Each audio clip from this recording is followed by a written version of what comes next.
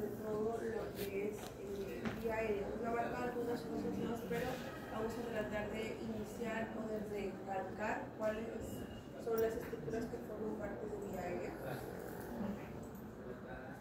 Empezamos por el vestíbulo nasal, recuerden. Empezamos con vestíbulo nasal y es importante reconocer algunas estructuras que hay en cavidad nasal. Bien, podemos observar este tipo de pliegues que se observan en esta zona que estoy subrayando. Vamos a tener unos pliegues que forman parte de los cornetes, o que son, realmente corresponden a los cornetes. Vamos a tener un cornete nasal superior, un cornete nasal medio, un cornete nasal inferior. Estos tres cornetes se pueden identificar en esta maqueta.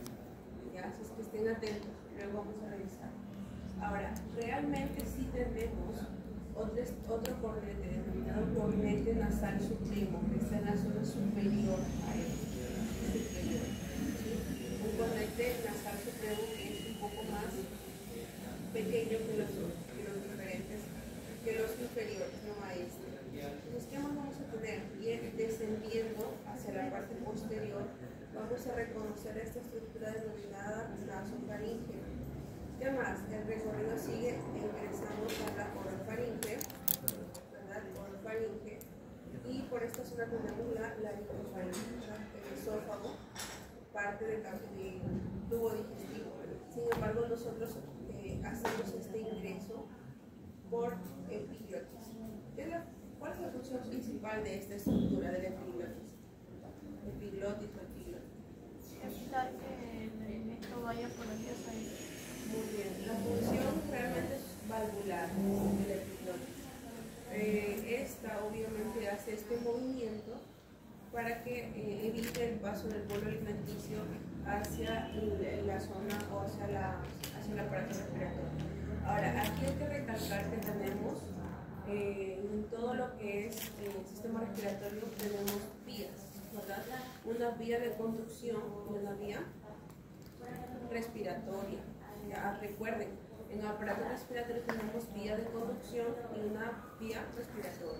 Entonces, todo este trayecto que estamos recorriendo forma parte de la vía de conducción. Ya, seguimos. ¿Qué tenemos inferior a la epiglotis? La laringe, ¿verdad? La laringe. E inferior a ella tenemos la tráquea. Espero que estén atentos. Tenemos la tráquea y aquí se va a ocasionar una bifurcación y va a dar paso a los bronquios principales.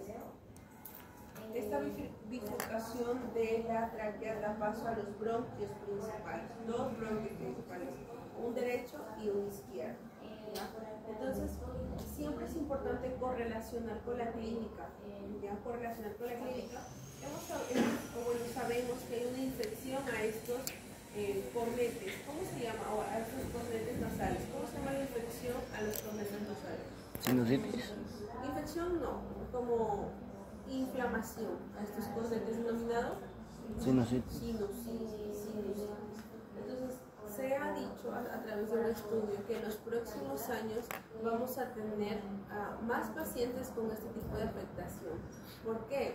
Porque últimamente los recién nacidos están naciendo con esta denominada atopía, predisponiéndolos a hacer estas infecciones o inflamaciones frecuentes de vía aérea respiratoria alta, predisponiendo por las infecciones recurrentes a, obviamente, hacer la famosa sinusitis.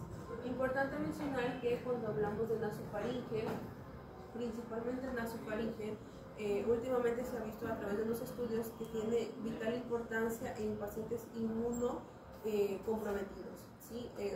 Nosotros, personas normales, se puede inflamar, irritar cuando tenemos algún proceso en la vía aérea superior, una faringitis, rinofaringitis. Sin embargo, pacientes inmunocomprometidos, mayormente diabéticos, se ha visto que últimamente hay múltiples infecciones en pacientes diabéticos, en mayor cantidad por hongo negro, ya hongo negro.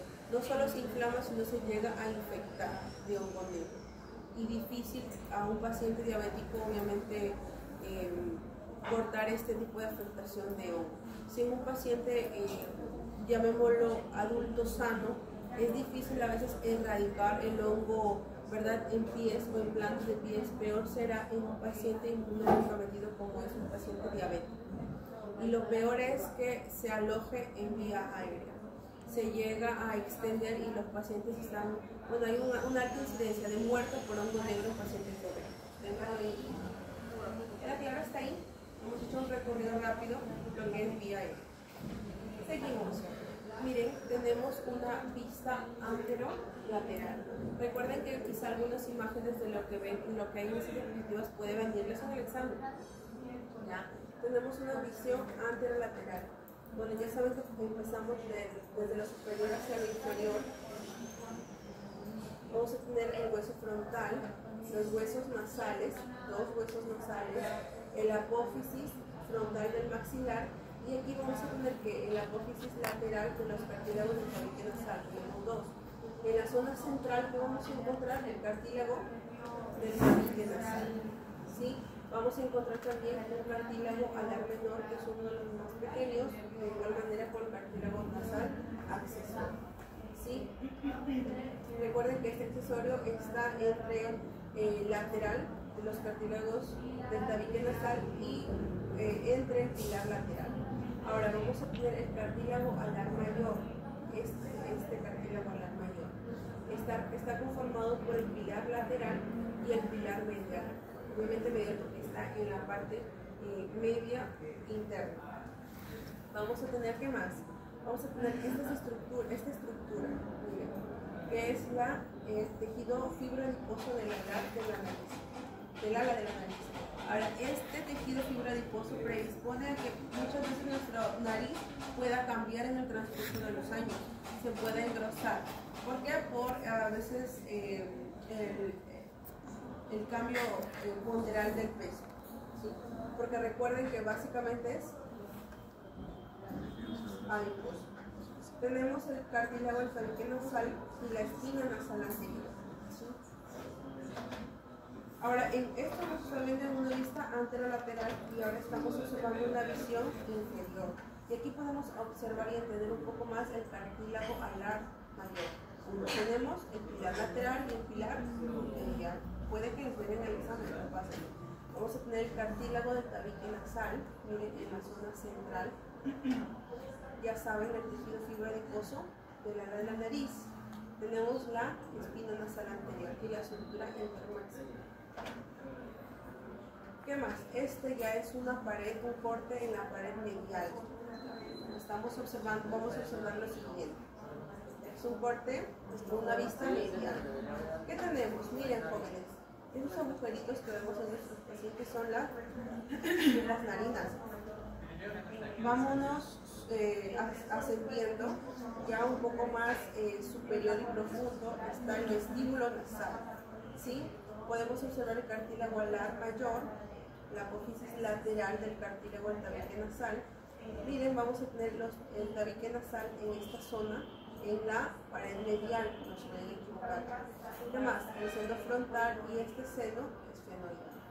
Esta estructura es muy especial, esta abertura, la denominada guana. Esta da paso, ya inicia la porción descendente,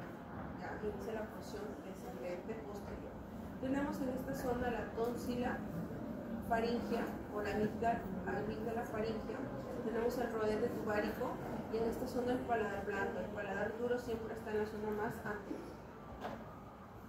Ya les he dicho, o bueno, les digo siempre que cuando estudien anatomía traten siempre de comparar con imágenes de apoyo al diagnóstico, como en este caso tenemos una resonancia magnética, ¿sí? Para que puedan observar cómo es realmente la anatomía, la estructura anatómica y cómo lo podemos relacionar o si realmente se ve tal cual lo estudiamos a color, ¿sí? Para que puedan ustedes afianzarse, para que no pueda ser algo nuevo cuando estén en imagenología, sino que ya ustedes puedan relacionarlo desde ya.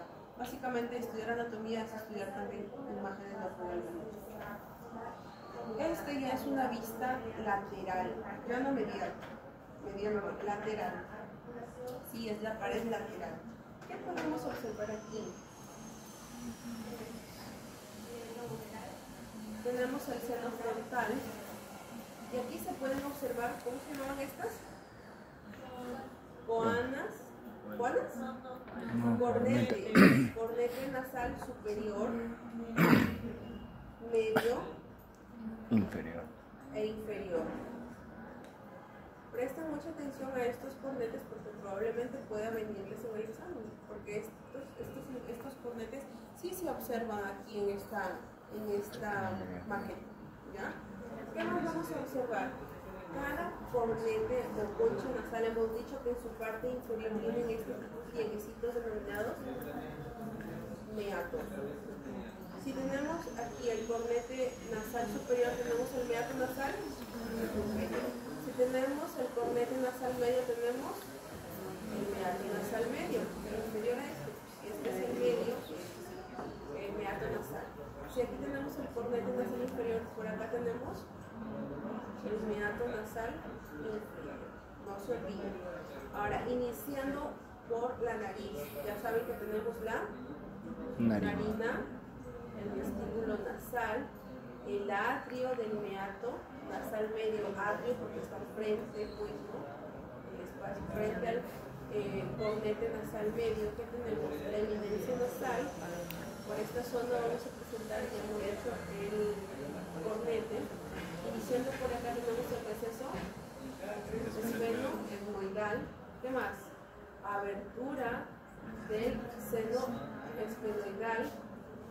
Esta zona se denomina seno esfenoidal. Como hemos dicho que se denomina esta apertura ya para la parte descendiente posterior o antes. La tónsila faríngea. ¿Qué más? Miren, aquí podemos observar el orificio faríngeo de la trompa auditiva o trompa de el rodete o torus tubarico, el receso faríngeo, el paladar. Ahora, aquí yo quiero detener con el conducto de Eustaquio. ¿Cuál es su importancia? Correlación de Murphy con la clínica, porque si bien es cierto es anatomía, pero hay que correlacionarlo con la clínica. ¿Por qué es importante saber que hay una trompa de Eustaquio? porque tiene relación con el pulmón. ¿Cómo? Se relaciona directamente con Con el oído medio. Este orificio faríngeo de la trompa auditiva o trompa de Eustaquio nos lleva hacia la porción medial del oído, o sea, hacia el oído medio. ¿Cuál es su importancia? Cuando nosotros tengamos alguna, quizá ustedes no han sentido, ¿verdad? Han tenido esa sensación del oído tapado, ¿verdad? O que hay mucha presión en su oído. Pero previo a eso han tenido que o gripe o infección en las amígdalas o una rinofaringitis, ¿verdad? Sí han tenido eso, previo a eso. Es una característica muy común o realmente es una complicación de una infección en la vía aérea alta, ¿ya?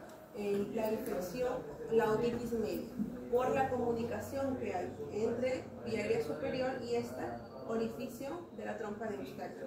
Entonces, ¿qué va a pasar? Cuando ustedes sean médicos tienen que tener mucho cuidado al recetar antihistamínicos. No se da antihistamínicos, se puede dar, pero tenemos que ver riesgo-beneficio. Y el común denominador en pacientes pediátricos con antihistamínicos, ya sea clorfenamina, cetirizina, loratadina, cada 6 horas o cada 8 horas, es que se complica con estos otitis medias.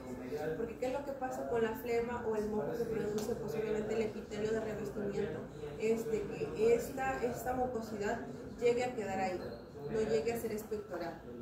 Obviamente al paciente no le incomoda acá, pero en la parte posterior descendiente hay un acúmulo de este moco donde pues obviamente ingresa por ese orificio y sube, llega a invadir porque es un caldo de cultivo, llegan a invadir estas bacterias o virus y llegan a subir hasta nuestro oído medio, generando una infección, una otitis media aguda.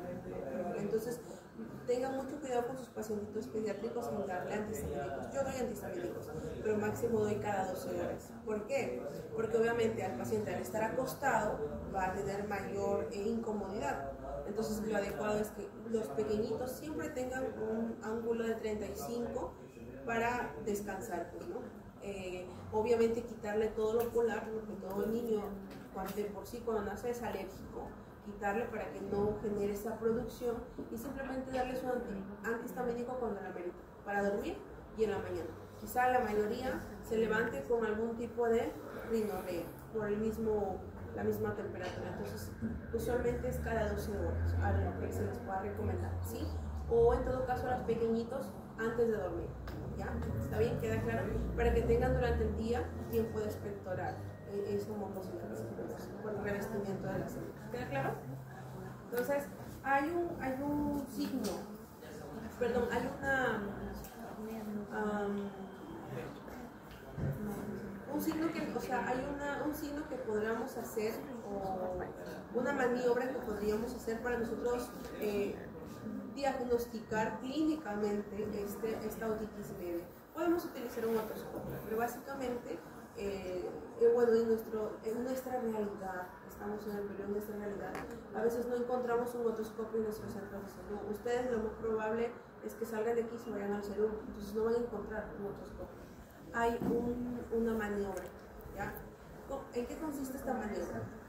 Coger el pabellón auricular, traccionarlo, o sea, jalarlo hacia arriba y hacia atrás. Ustedes hacen esa tracción supero posterior, ese paciente grita de dolor. Positivo para otitis media, ¿ya? Es un signo característico de otitis media. Entonces, obviamente el otoscopio es importante para ver si está la membrana timpánica íntegra o si está ya perforada o todo eso, pero si ustedes se encuentran en su cerebro y ustedes tienen que solucionar con lo que tengan y básicamente lo que tengan de su conocimiento, entonces es una maniobra muy fácil y muy certera. Seguimos. Irrigación de la cavidad nasal. Estén atentos porque puede venirles. Yo no pregunto solamente teoría, pero puede que les venga esta pregunta, entonces estén atentos. ¿Cómo se irriga la cavidad nasal? Miren, estén atentos porque van a aparecer algunos cuadraditos. Inicia todo con la arteria carótida. La arteria carótida va a ser su ascenso, ¿no? Va a ser su ascenso, y esta arteria carótida, al hacer su ascenso, ascender, va a dividirse en arteria carótida interna y arteria carótida externa. Iniciamos por la interna. Cuando hablamos de arteria carótida interna, vamos a saber que al momento que sigue ascendiendo, va a formar 3 ramas. Una de las ramas es la arteria oftálmica, la etmoidal posterior y la etmoidal anterior. Son partes de la arteria carótida interna. Seguimos, ¿no? Porque hemos dicho que la carótida se divide en interna y externa. Hablando de interna, con eso nos ubicamos. Estas 3, la etmoidal anterior, la etmoidal posterior y la oftálmica, ¿qué van a irrigar? Básicamente la pared superior o el techo de la cavidad nasal, la pared lateral y la zona antero-superior del tabique. Estas 3 ramas van a irrigar eso. Entonces nos ubicamos en la arteria carótida externa. Esta arteria carótida se va a dividir ya no en 3, como la interna, sino 2. La arteria maxilar y la arteria facial.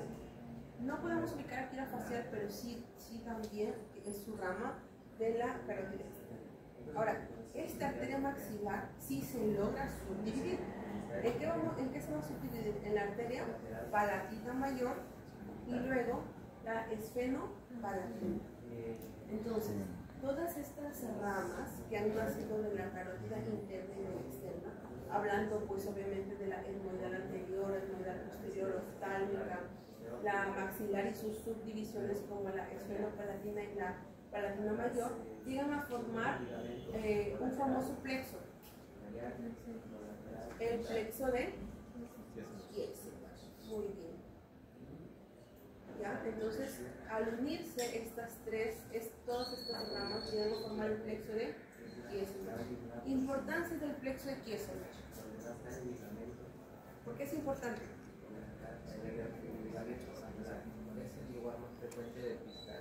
Excelente. Es el lugar más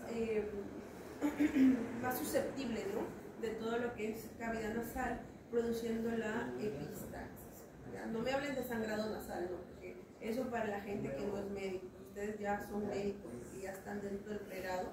Si ustedes me hablan como epistaxis, ¿ya? Seguimos. En cuanto a la inervación de la cavidad nasal, pues obviamente vamos a atender el nervio olfatorio, ¿verdad?, y sus ramas. Vamos a tener la porción yéndose la zona posterior del tracto olfatorio. Bueno, esa es la lámina cribosa, el bulbo olfatorio va a tener una rama anterior que es la rama nasal medial del nervio etmoidal anterior, y tenemos otra rama posteromedial que es el conducto incisivo y el nervio nasofaríngeo. Recuerden que hemos visto los senos, ¿verdad? O los cornetes, ¿verdad? Sí hemos visto. Aquí también hemos visto. Aquí hemos visto, ¿verdad?, todas estas estructuras.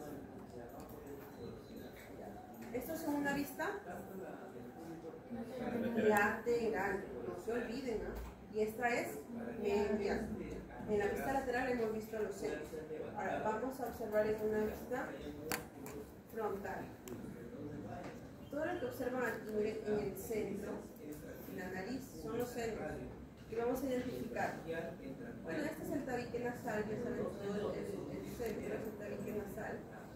Aquí vamos a observar, en esta imagen al menos, vamos a observar el cornete nasal medio, que es este.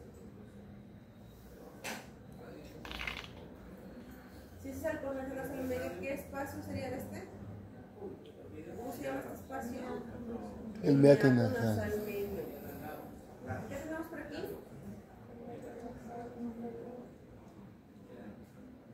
El cornete nasal inferior. ¿Qué sería este espacio? El meato nasal. El meato nasal inferior.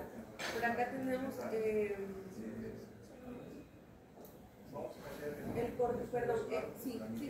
tenemos el seno maxilar. Toda esta zona sería el seno maxilar. Y este seno maxilar es importante. ¿Por qué? Porque está conformado por tres recesos.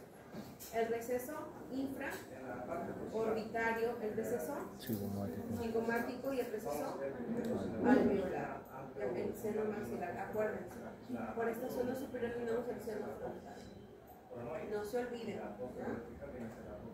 Eso ya lo hemos visto, ya lo hemos visto. También eso hemos hecho todo el recorrido en la primera lámina. Ahora, hablando de los cartílagos, también presten atención porque tenemos una vista anterior y una vista posterior. ¿Ya? Tenemos dos vistas y vamos a ver las comparaciones. En una vista anterior podemos observar este cartílago, que es el cartílago epiglótico. Podemos observar solo la parte apical, ¿verdad?, la zona superior. Pero en la parte posterior podemos observar todo el cartílago epiglótico. ¿Qué forma tiene? Al ser triangular, va a tener tres caras y tres bordes. De una hoja. De una hoja, muy bien.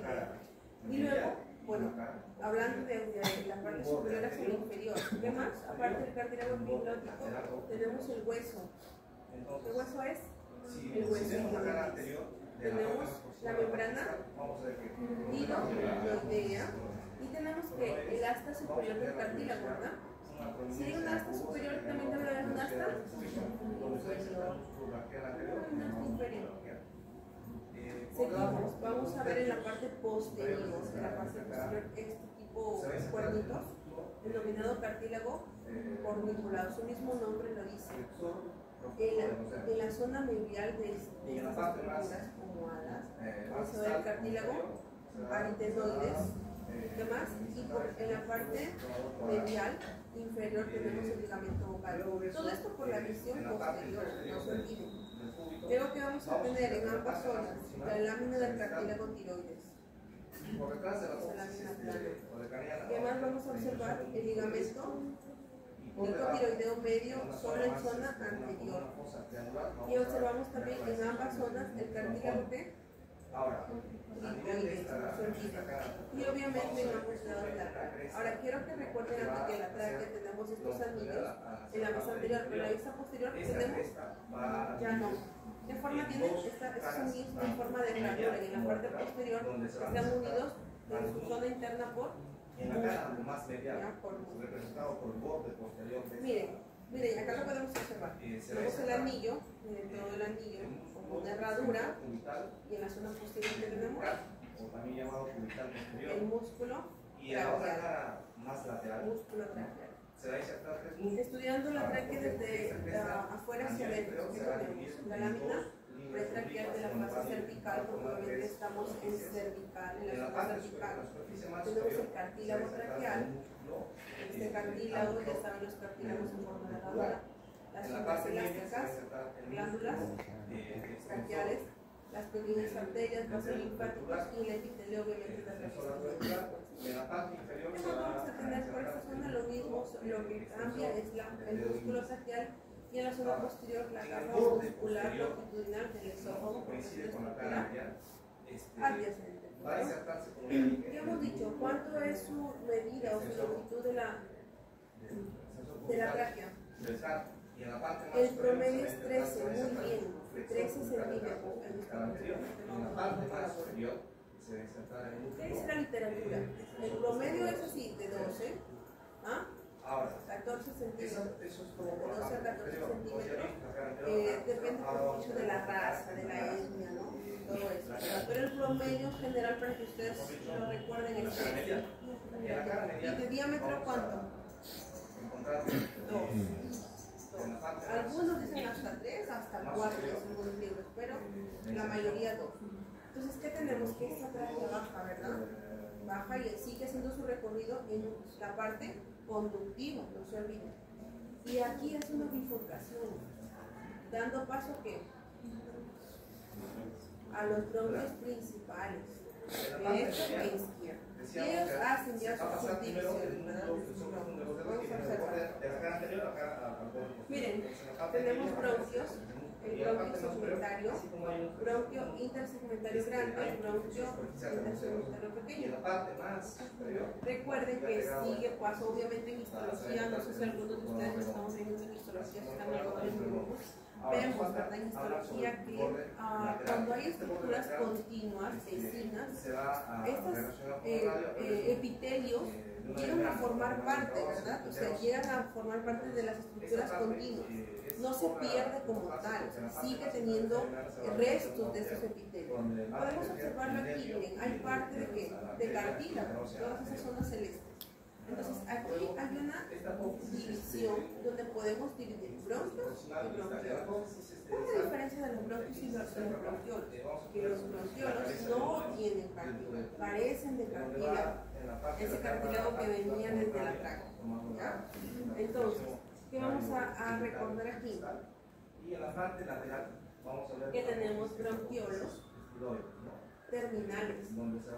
Y aquí quiero que recuerden, bronquiolo terminal, su mismo nombre lo dice. Terminal porque termina la parte de conducción. Termina la parte de conducción del paso del aire. E inicia la parte respiratoria. Inicia la parte, su mismo nombre lo dice, como el bronquiolo respiratorio. Este bronquiolo respiratorio va a seguir su trayecto y va a dar paso ¿a qué? A los sacos. Y dentro de los sacos terminales, ¿qué tenemos? Alveolos. ¿Y los alveolos qué son? La unidad mínima funcional del aparato respiratorio. Entonces aquí tenemos, miren, la tráquea con su bifurcación, dando paso a los bronquios principales. Y miren esa imagen tan interesante que hay en la parte inferior izquierda. Estos bronquios principales que tenemos acá,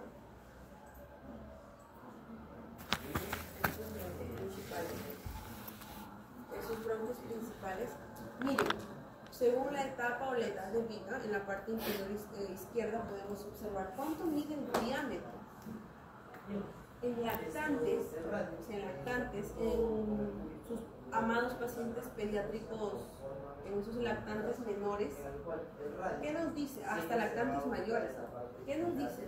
Que cuánto mide, de 3 a 4 milímetros, ni medio centímetro, ni medio centímetro, mide de 3 a 4 milímetros. Estos bronquios principales, estos bronquios grandes, ya no se olviden. En niños de 4 a 10 años, ¿cuánto miden? De 6 a 8, de 6 a 8 milímetros, o sea, ni un centímetro. En adultos como nosotros, adultos jóvenes, ¿cuánto miden? 12 a 18 milímetros, es decir, 1.2 a 1.8 centímetros. En promedio, 1.5. Entonces, esa es la importancia, que ustedes puedan saber la anatomía, pero siempre correlacionarlo con la parte clínica. Pues, ¿no? Ahora pueden entender por qué muchas veces hay las asfixias, más que todo cuando hay aspiraciones de objetos extraños, por qué hay esa disnea, por qué hay esa desesperación por parte de los pacientes de falta de aire, ¿no? E incluso venir todos, ¿cómo se llama la coloración azul? La cianosis. Vienen con esa cianosis. Primero, pues estas fobias son para la circulación perivocal y luego ya en su totalidad de la cara. Entonces, por eso, porque las estructuras de nuestro sistema respiratorio realmente son importantes, ¿no? Para poder nosotros entender la magnitud de las emergencias. Entonces, ¿qué podemos recordar aquí? Miren, en esa imagen izquierda podemos observar o correlacionar pulmones con esqueleto, ¿verdad? Entonces, aquí aprovechando esta imagen, recordarles 3 puntos importantes para saber si una radiografía ha sido tomada correctamente, ¿ya? Punto número 1, que las clavículas estén a un solo nivel. Punto número 2, ¿qué más? Que en esta zona se pueda observar la burbuja gástrica, de 1 a 2 burbujas gástricas. Y el siguiente punto se puede observar que deben de tener el ángulo. Este ángulo se llama costo diafragmático, tiene que estar presente.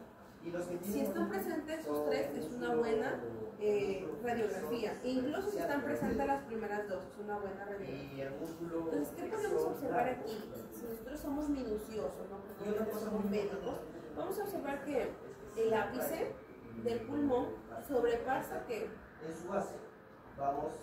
la clavícula y llega hasta prácticamente la C7, el borde de la C7, y en la zona inferior podemos observar una imagen o un tejido celeste, ¿verdad? ¿Qué sería eso? El receso postdiafragmático de la cavidad bronquial.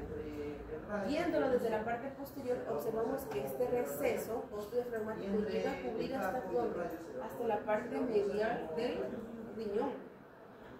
Entonces, observando aquí, podemos hablar de los pulmones. Hablar de pulmones es hablar de pulmón derecho, obviamente, y pulmón izquierdo. ¿Y cuál es, en qué difieren ambos pulmones? En los lóbulos. ¿Quién tiene más lóbulos? ¿Y por qué el izquierdo no tendría? Por el corazón. Muy bien. Entonces, en el pulmón derecho tenemos lóbulo superior, un medio y un inferior. Hablando del superior, recordarles que tenemos un segmento apical, un segmento anterior y un segmento posterior, el verde, que se encuentra en la parte posterior.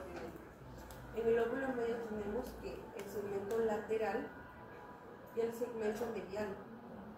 En el lóbulo inferior tenemos este segmento basal, porque está en la base anterior. ¿Qué más? Un segmento basal medial, porque recuerden que este es el mediastino. ¿Y qué más tenemos? Un segmento basal lateral y un segmento basal posterior, porque en la zona posterior ahí se puede observar, ¿no? En el pulmón izquierdo solo vamos a hablar del lóbulo superior e inferior. Y hablar del lóbulo superior es hablar de ¿cuántos segmentos? 4. Ápico posterior, porque este apical da la vuelta, o sea, llega hasta la zona posterior. Un segmento anterior, lingular superior y lingular inferior. Este lingular inferior. Y hablar del lóbulo inferior es hablar de qué. Un segmento basal anteromedial, un segmento basal posterior y un segmento basal lateral. En la zona posterior podemos repetir, se pueden repetir los lóbulos, pero aquí quiero que entiendan en cuanto a lóbulos inferiores, que tenemos un segmento superior. Entonces no piensen que hablar de segmento superior es hablar del ápice, es totalmente diferente. Ápice, es punta, es zona superior. Y hablar de segmento superior, estamos dentro de qué lóbulo? Inferior. No se confunden y no se olviden. Entonces, les decía, bueno, hablar de radiografía, como habíamos estado tocando, cuando ustedes vean en una radiografía una imagen oscura, ¿sí? Una imagen oscura, o sea, es una lesión que tiene el pulmón en ápice, hasta que su vaciloscopía no demuestre lo contrario, es tuberculosis, sí o sí, porque es una de las infecciones del tracto respiratorio frecuentes, comunes aquí en Perú. Obviamente se da por el hacinamiento, por múltiples causas, obviamente por el nivel socioeconómico también de las personas. Pero hablando de Perú, tuberculosis está, Perú lidera tuberculosis en Sudamérica, ¿ya? Y si ustedes se encuentran una lesión en ápice, hasta que su vaciloscopía no demuestre lo contrario, sí o sí es TBC. ¿Y por qué? Todo tiene un porqué. Porque obviamente el bacilo de Koch, ¿qué es? ¿Aerobio o anaerobio? Anaerobio. Es aerobio, o sea, le gusta el oxígeno. Y la zona más oxigenada en pulmón es el ápice. Es el ápice. Recuerden, no se olviden. Y hasta ahí hemos terminado básicamente con las pinceladas de respiratorio. Ahorita vamos a tener tiempo, ustedes no, pero los otros grupos sí han expuesto incluso. Ustedes no. Pero van a tener tiempo de poder reconocer las estructuras porque va a venir en el examen la siguiente semana. Lateral. Lateral, porque se puede observar Los cornetes.